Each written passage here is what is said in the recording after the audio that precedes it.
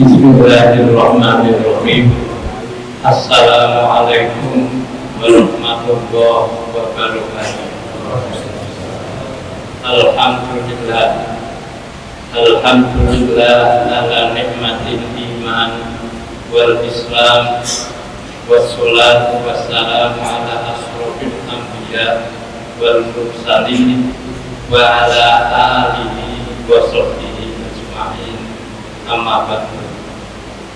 Jemaah Bukur yang dimuliakan Allah, pada minggu yang lalu saya telah menyampaikan firman Allah surat Al-Maidah ayat 35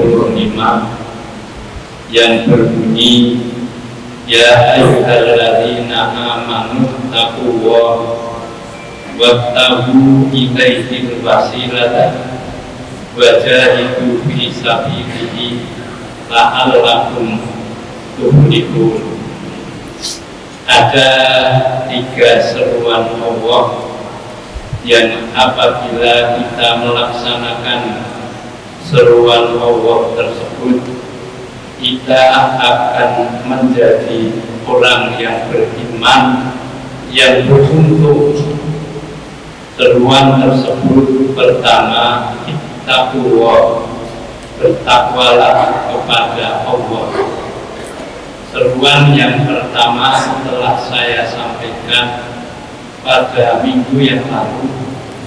Pada hari ini saya akan menyampaikan seruan Allah yang kedua, yang berbunyi, wabtaghu ilaihil wasilah,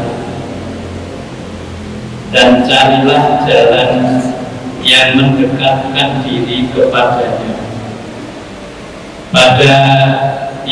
Pada firman Allah yang akan saya garis bawahi di sini adalah wasilah. Apa yang ingin saya sampaikan terkait dengan wasilah ini, saya akan membatasi diri dalam persoalan wasilah.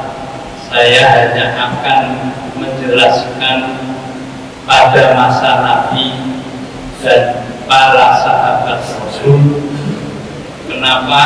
Karena persoalan wasilah ini banyak dibicarakan oleh ulama, dan di sana sering terjadi adanya perbedaan pandangan. Kalau saya menyampaikan apa yang disampaikan yang terjadi pada masa Nabi dan sahabat, pasti hal itu bisa diterima dan pasti benarnya. Pengertian wasilah itu dimaknai dengan pertama, yaitu kedudukan yang tinggi. Yang kedua, bisa dimaknai dengan jalan yang benar. Yang ketiga, bisa dimaknai dengan mendekatkan diri. Itulah beberapa pengertian tentang wasilah. Jika kita intikan wasilah untuk memperoleh kedekatan kepada Allah, ada cara antara lain dengan ilmu pengetahuan kita dalam beragama. Yang kedua, dengan ibadah. Yang ketiga, dengan menjalankan syariat Allah. Dan yang terakhir, dengan mendekatkan diri kepada Allah dengan berbagai macam cara, zikir dan lain sebagainya. Kalau diintikan lagi dari apa yang saya sampaikan adalah taat dan beramal soleh kepada Allah Subhanahu wa Ta'ala. Saya akan bercerita tentang wasilah ini dari sebuah hadis dan apa yang sudah dijelaskan oleh seorang sahabat Ibnu Umar. Bertawasul dengan amal soleh itu, Ibnu Umar menjelaskan berbakti kepada orang tua, bersedekah, dan ikhlas dalam beramal. Ikhlas dalam beramal ini menjadi bagian dari wasilah. Kalau kita beramal dengan ikhlas, artinya dalam bagaimana kita beramal tidak ingin mengharapkan dari amalan yang dilakukan oleh kita kecuali untuk memperoleh ridhonya Allah Subhanahu wa Ta'ala.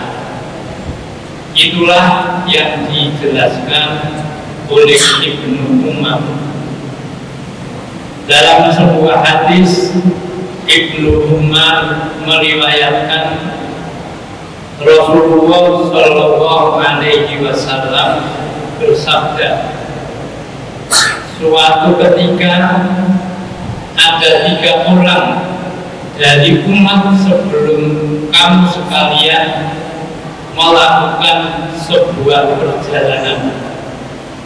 Saat dia melakukan perjalanan, karena perjalanan jauh, terpaksa mereka harus menginap di sebuah gua.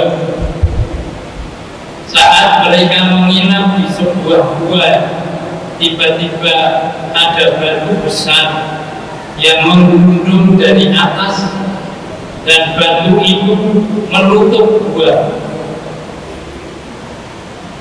sehingga mereka bertiga dengan batu yang sebesar itu tidak mungkin bisa keluar dari gua. Salah satu di antara mereka berkata kepada 2 temannya, tidak ada yang bisa membuka gua ini kecuali berdoa pada Allah dengan amal soleh yang telah kita lakukan.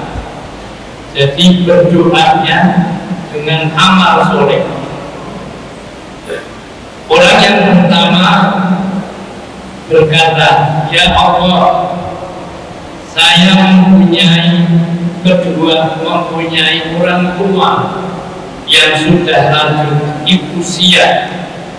Saya tidak pernah melakukan apapun yang akan membuat kedua orang tua saya kecewa, dan saya sangat berbakti kepada keduanya. Pekerjaan saya setiap malam membuatkan keduanya air susu sebelum mereka tidur. Saat saya suatu ketika membuat air susu, tiba orang tua saya dua-duanya tertidur. Saya tunggu sampai pagi hari, sampai keduanya bangun. Begitu dia bangun dari tidur, baru saya berikan air susu kepada keduanya. Ya Allah, ya Tuhan kami, jika aku melakukan hal itu karena mengharap ridho-Mu, maka keluarkanlah kami dari batu besar yang menutupi gua ini. Batu itu bergeser sedikit, yang belum bisa membuat mereka keluar. Orang yang kedua, ya Allah, ya Tuhan kami, aku memiliki keponakan perempuan. Dia sangat saya cintai, menderita sakit beberapa lama karena musim kemarau yang panjang. Saat dia datang, saya beri uang ya 120 dinar supaya saya dapat berdua dengan dia. Wanita itu kemudian menjawab, tidak halal bersetubuh dengan kecuali dengan orang yang berhak. Intinya wanita itu menolak. Saya merasa bersalah dari perilaku dan perbuatan yang saya lakukan, dan saya kemudian meninggalkan dia. Dan sebelum saya meninggalkan dia saya beri sebuah emas untuk bekal hidupnya. Ya Allah, Tuhan kami, jika amalan itu saya lakukan hanya mengharap ridho-Mu, maka keluarkanlah kami dari batu besar yang menutupi kami. Batu besar itu bergeser sedikit, belum membuat mereka bisa keluar. Ada orang yang ketiga di antara mereka berdoa kemudian, ya Allah, wahai Tuhanku, saya memperkerjakan beberapa karyawan, mereka saya gaji semuanya, kecuali satu yang pergi sebelum mengambil gaji tersebut. Gaji itu saya kembangkan, saya jadikan sebagai usaha, sehingga gaji yang saya kembangkan itu jadi banyak. Suatu ketika dia datang mengambil gajinya. Ketika dia datang mengambil gajinya, saya perintahkan kepadanya untuk mengambil. Ambil, itu ada unta, itu ada banyak kambing, banyak gandum, itu semua adalah milikmu. Dia ragu dan dia merasa kecewa. Dia menganggap bahwa juragannya itu mengejek kepada dia. Dia bilang, tidak, saya tidak mengejek kamu, tidak ingin membuat kamu kecewa. Itu semuanya adalah milik kamu, yang dari gaji yang kamu miliki kamu tinggalkan, saya kembangkan. Wahai Tuhan, jika amalan saya ini hanya saya mengharapkan ridho-Mu, maka keluarkanlah kami dari musibah yang menimpa kami bertiga. Batu bergeser sedikit sehingga mereka dapat keluar. Ini adalah bagian dari buah tawasul, dari sebab karena amal sholat yang dilakukan. Oleh karena itu, kepada Bapak Ibu sekalian yang melakukan amal soleh, apa saja amalan itu, apa bersedekah atau yang lain, dia akan bisa membantu kita, membantu kesulitan kita, membantu bertambahnya amal kita. Ada ungkapan dari sebuah hadis, as-shadaqatu daf'ul bala. Sedekah itu dapat mencegah bencana, mencegah kesulitan kita. Seringkali orang yang memperoleh banyak masalah dalam hidupnya, apa sakit atau masalah apa-apa yang dia hadapi, dia cari cara yang diajarkan oleh Rasulullah ini dengan memperbanyak bersedekah kepada fakir miskin. Jadi kalau ada orang mengatakan as-shadaqatu taful bala. Itu sudah terjadi pada masa dahulu dan Rasulullah mengajarkan kepada kita. Itu tawasul dengan amal soleh, tawasul dengan doa. Cerita Nabi Yunus Sallallahu Alaihi Wasallam saat dia dapat keluar dari perut ikan. Oleh karena dengan doa ini ternyata kita bisa memperoleh anugerah Allah Subhanahu wa Ta'ala. Para ahli tafsir mengatakan, jika kamu sekalian dalam keadaan sulit menemukan banyak masalah, maka angkatlah tangan kamu dengan mengucap ya Allah, ya Allah, Allahumma, atau ya Allah, apa yang kamu minta katakan kepada Allah. Dengan mengatakan ya Allah ini, kita artinya merendahkan diri di hadapan Allah dan berdoa kepadanya. Doa yang akan mudah didengar oleh Allah apabila doa itu dibarengi dengan merendahkan diri kita kepada Allah Subhanahu wa Ta'ala. Sebagaimana yang dicontohkan oleh Abu Nawas, yang dibaca oleh orang-orang setelah adzan untuk menunggu waktu sholat, yaitu ilahi lastu lil firdausi a'la. Ini keluhan Abu Nawas dengan merendah diri, ilahi lastu lil firdausi a'la. Ya Allah, saya tidak pantas untuk menjadi penghuni surga, wala aqwa 'alan naril jahim, tetapi aku tidak kuat untuk masuk neraka, dan seterusnya. Jamaah yang dimuliakan Allah, tawasul yang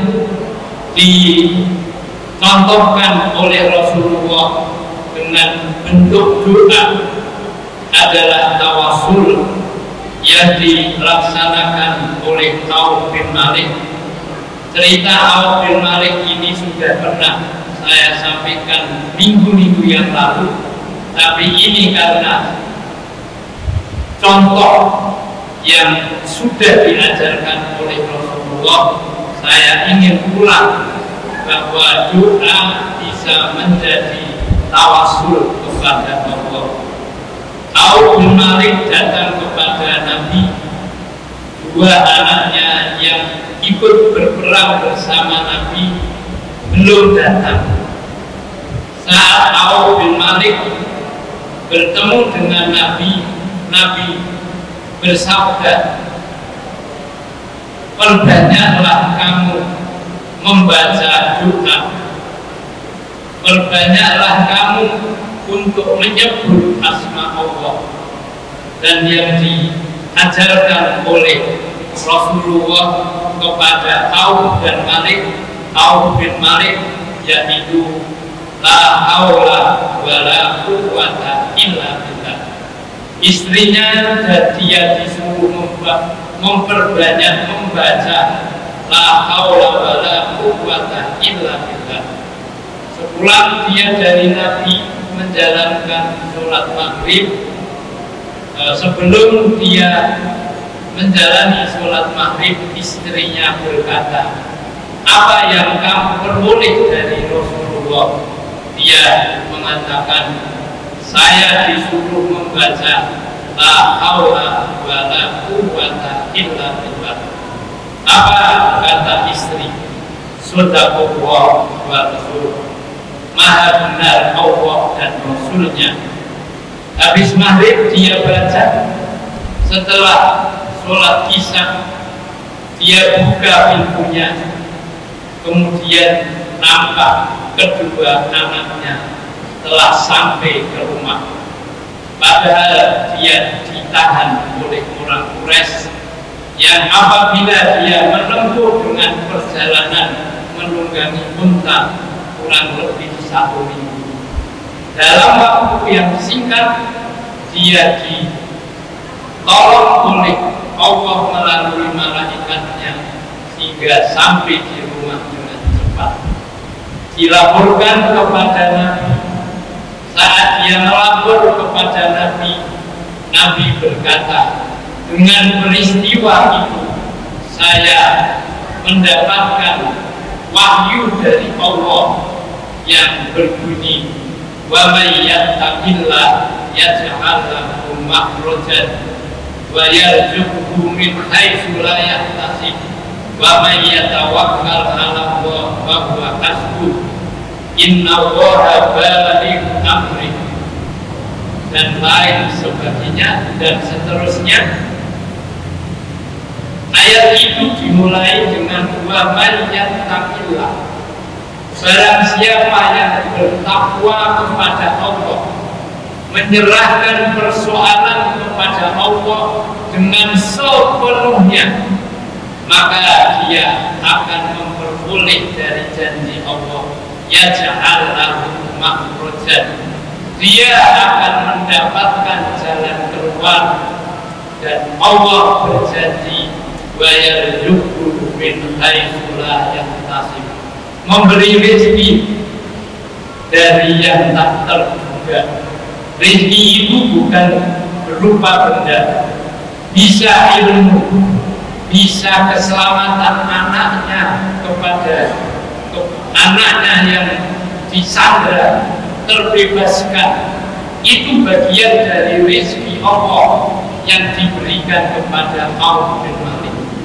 Oleh karena itu, berdoa kepada Allah menjadi bagian dari sarana wabtagu ilaihil wasilah. Carilah wasilah untuk memperoleh kedekatan Allah, kedekatan kepada Allah dan janjinya. Saya kira saya cukupkan sekian. Cerita-cerita lanjutnya akan kami teruskan pada pertemuan yang akan datang. Billahi taufiq wal hidayah. Wassalamualaikum warahmatullahi wabarakatuh.